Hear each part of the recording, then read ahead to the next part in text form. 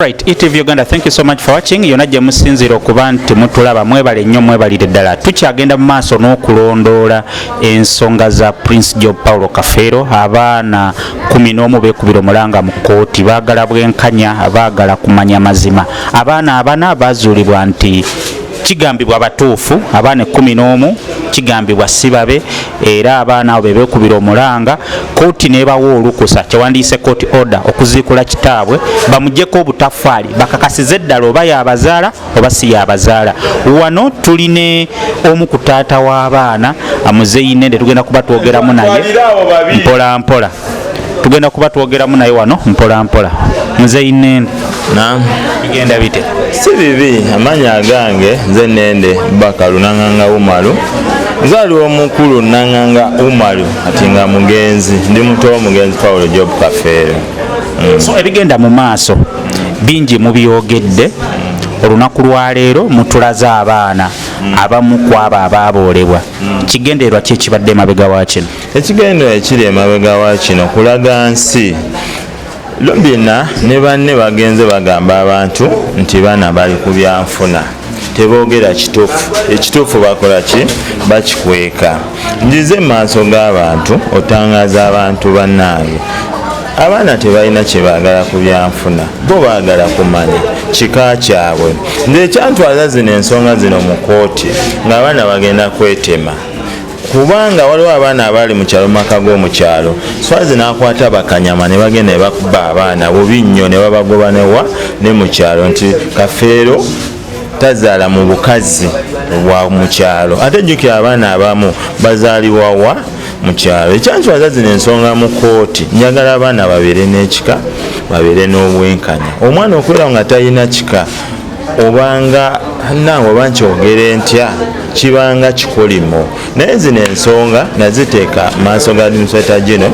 Administrator general neewaliriza awandiikire kkooti emuwa obuyinza abaana bagende ku DNA. Abaana ne batukkiriza kkooti neragira abaana abatwale ku DNA nentwala abaana 15. Abaana bonna bagenda ku DNA babajjako omusaayi mbatwala ewandegeya ne mbajjako omusaayi. Badokita ne bagamba tetugenda kujja ku muganda w'omugenzi enamusaayi wabula tugenda kujja ku fayino ki ne mbagamba lwaki waliwo omugirwa bagata mama ne taata ne baŋŋamba nedda okakasa otya nti mugerwa ki nekyala kye banyinyonnyolamu ne baŋŋamba nti ya wasobola ne bugerwa ne bwoba omugjeeko then ebweddamu n'esulayo abalala baki bajja kuba mutima si bamativu.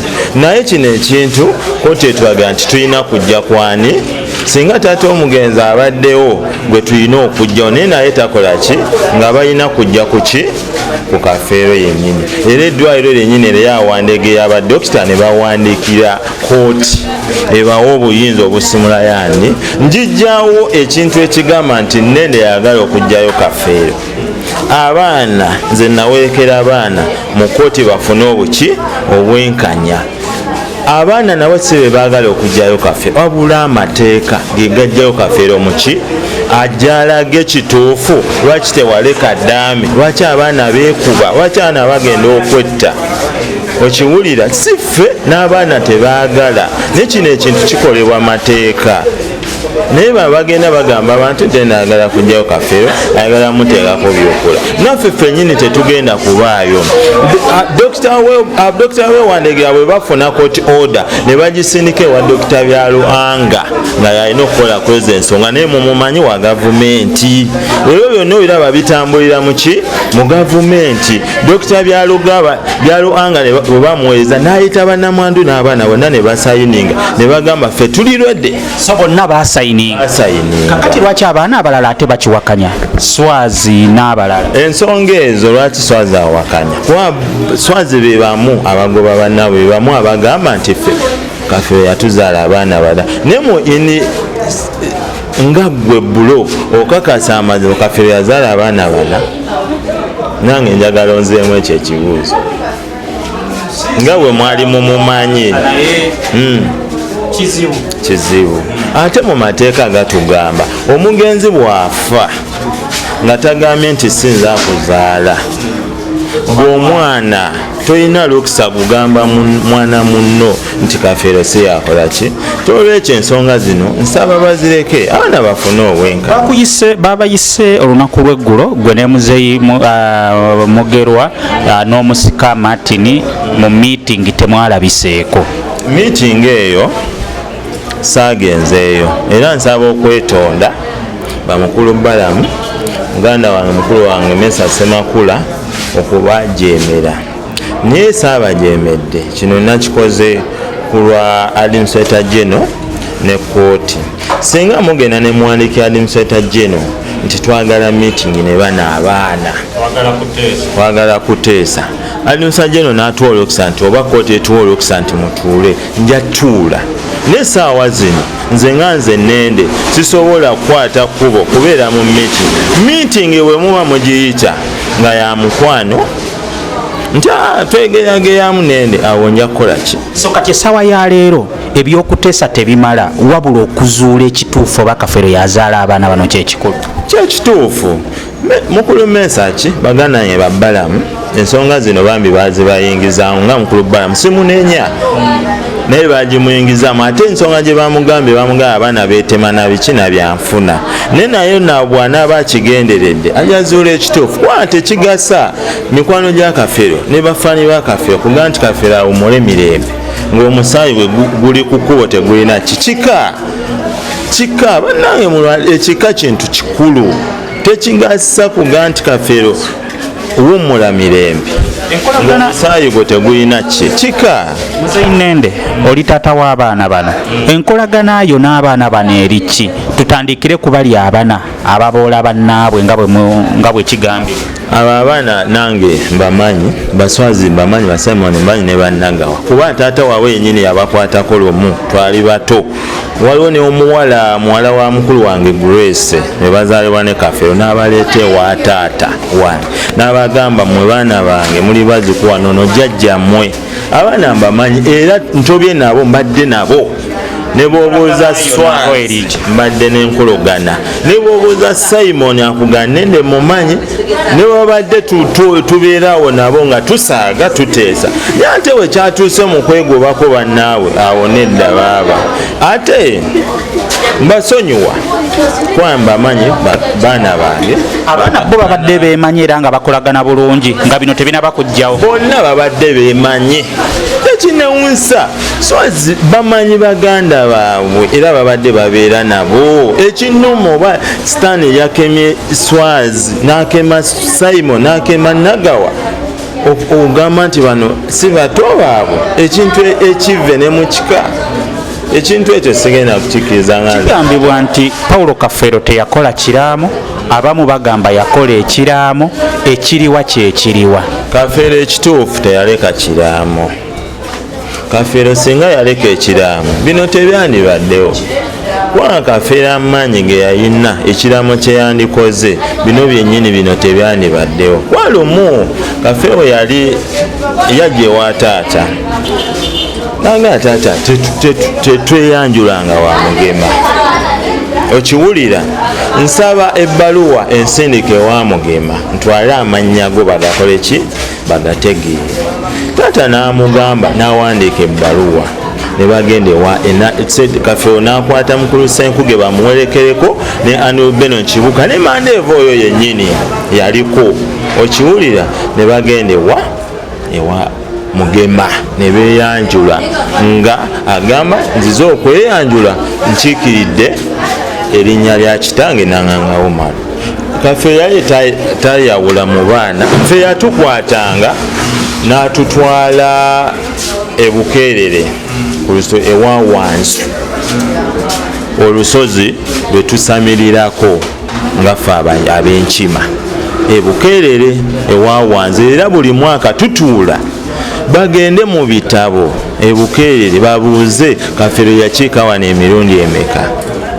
Ensonga zino bane bakwano ba Kafeero tubeetaaga. Zino ensonga ate ziri ku musaayi. Saawa zino beebuuze abantu abaziika Kafeero bayitirivu, mikwano gya Kafeero miyitirivu. Njagala mukwate ekkubo mugende mulambule amaka ga Kafeero ag'e Masaaba.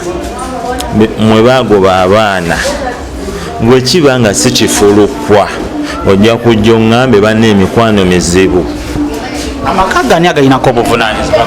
Abaana baalimu Swazi n'akwata ekkubo ne bakanyama mu mmotoka ne bagenda ne bakuba abaana. Siteera yalimu ne bamukuba ne bagamugjamu, yali agalongoosa ng'era maki.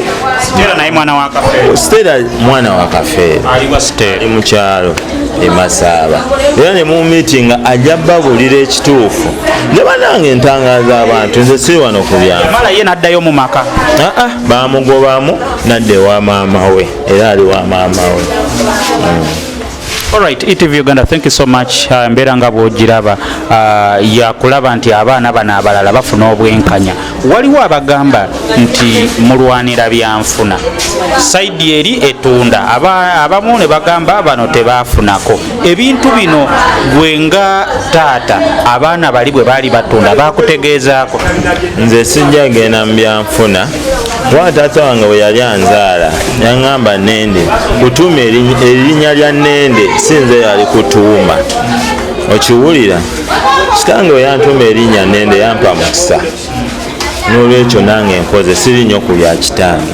Abaana tebali ku byanfuna, baagala kumanya kika kyabwe, nti ne waaba ayagala genda akiika ewa mugema yennyonnyolako ngaani. Bubaka kibwowa Balaam ne mukulu Mesach abagambye nti tebajja kuziikula Kafeero, bamwagala kuziikula Kafeero, mukozese ku balala abaliwo, baganda ba Kafeero, abaana ba Kafeero. Muganda wange Balaam mwagala nnyo kubanga ekibiina kyalimu kyendimu. Mukulu Mesach Semakula mukwano gwange ate muganda wange mumanyi, kiwulira mikwano gya Kafeero ne waliwo ekika, waliwo omusaayi gwa Kafeero. Mukulu Balaam simunenya ne mukulu Mesach simunenya. Ebintu bino baali batunuzaamu nga bagamba babagamba nti abaana begenda kwetema byanfuna, ne babiyingiramu nga mikwano gy'omugenzi. Naye bwe batantozuula ekituufu nti abaana baagala kika kye kumanya tebali ku byanfuna, nabo batandise okitegeera n'obulumi. Kwa Mesach azadde, muganda wange Balaam akoze eki? Azadde, naye alina ennyiike ku mutima. Nze mbaga tekigasa. Balaam oba Mesach wayogeddeko naye abamu ku abo ababiri? Muganda wange sisula nga tetwogedde, era n'ekiro ku CBS twayogedde ne twerambulira ensonga, n'ensonga n'agitegeera nti abaana tebali ku byanfuna, abaana baagala kumanya bazaalibwawa. Kyabaddewo nga meeting eri ewedde? Meeting yo ng'ewedde, naye ekituufu abadde tebakola ki? Robina abagamba birala paka bwe batanse ozuula eki ku kya Robina n'ekyapa. Robina agamba yalina ekyapa ky'e Masaba, abalala bagamba Muzesonyiwe nti ekyapa kiri wa Administrator General. Ani alimba? Ensonga ezo mu 2007 kitange nange yankwata nanga Nende nze nkuze, kwa taata waffe yafiira ku myaka 80 mu emeka mu 5 aga Nende nkuze, naye ensonga zangala nzikulekemu n'awandiisa Kafeero wa Administrator General. Administrator General akuuma ebiki ebintu bye ebya Kafeero paka abaana ne bakola ki, ebyapa byonna ne babiyita, buli kintu kya Kafeero kya bugagga kya Kafeero ne bakiyita. Wabula problemu eyazze Administrator General yatabukidde nti buli kintu kyalina mu fayiro ya Kafeero kitundiddwa, eyakaabya amaziga. N'agamba naye bagenda muvunaana abaana batunda batya nga ye nanyini fayiro. Abaana bajjawa ekyapa oba n'olukusa oba n'endagaano ezitunda ng'ate biri wa Administrator General? Eno we batunda tewali wa kyapa, kubanga ekyapa kiriko taata wa Kafeero Nanganga Umalu, kuliko Nanganga Vicencio yali tannabasiramuka. Kati bino ebyendagaano mukulu Eddie alina endagaano ye Kajansi, oba oyagala essimu ye njagikola ki njagikuwa. Eddie akolanga? Eddie yali mu mukwano gwa Kafeero naye ow'okulusegere, era gwe yawanga ssente n'okuzimba ennyumba ye Kajansi. Ensonga ezo era endagaano ezo yazirina. Lwaki temuzimuggyako nga just yali mukwano mwe muli ba Luganda? Ensonga ezo namunoonya asiina ssimu ye, kuba Administrator General yaziyita nenoonya Edi yali atambuddemu naye we yawulidde nti batunze ennyumba ya mukwano gwe yakaabye nanga nende jangu tukwatagane eno ennyumba esobole ovaayo ekomewo endagaano zonna nzaziina tewabaawo akola ki akulimba kyebaatidde ebintu byonna ebyokutunda Robin abirimu ensonga ezo Robin alimu ebyo ebintu kyobola babuzagana ne baswazi baana be akologana nabo wadde si abazaala naye akologana nabo kyobola baagala buzaabuza buki bujulizi lwaki bo tebaagala kuziikula ate nga mu kusooka swazi nga bw'otugambye yali omu ku baana abaasayininga kyebataagala kuziikula tebaagala mazima gamanyi amazima gagenda bakola ki kubakuba. Alright, thank you so much for watching ETV Uganda. What excuse my name osobola okuteekawo comment yo mu byonna by'owulidde ne bigenda mu maaso. Mbaagala nnyo.